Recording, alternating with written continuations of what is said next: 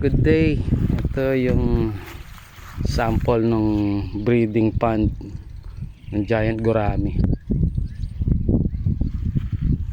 May mga vegetation sa gilid para gumawa sila ng kanilang nest sa gilid. Pwedeng ganyan, 1:1 ang ratio, 1 female 1 male. Pwede rin ganito, yung may partition. Kada isang partition, isang pares ng giant gourami, 1 male 1 female.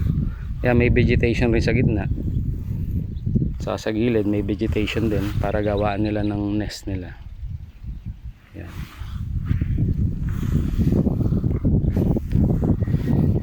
Pero more or less nasa 3 by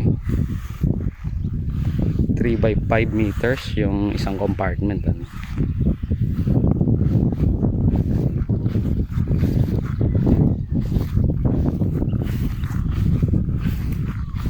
Tapos pwede rin ganito,